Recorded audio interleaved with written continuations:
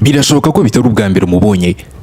Idris Elba kuva mu gace ka Hackney i Londres mu Bwongereza avuga tariki ya 6 Nzeri 1972 ariko n'umugabo wagiye akora izina mu buryo budasanzwe, mu buryo busa nk'ubwihariye. Izina rye ryuzuye ni Idris Akuna Eliba.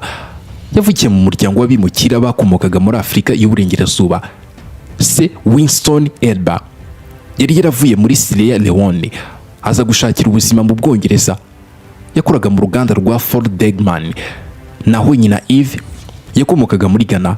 Yakoraga akazi ko mu biro, aho Idris yari umwana w'ikinege akurira mu buzima bworoshye cyane mu nzu no y'ibyumba bibiri imbere y'uko n'ubundi umuryango wimukira Kennington mu burasirazuba bwa Londres. Aho niyo yakuriye hari agace karangwagamo ubukene bukabije cyane udashobora gusobanura.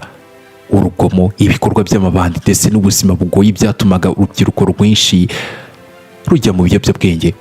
Icyo gihe ako gace arimo kari kamwe mu duce dukennye cyane mu Bwongereza, ku buryo umuntu yashakaga kugira icyo ageraho byamusabaga kwirwanaho no gukora cyane.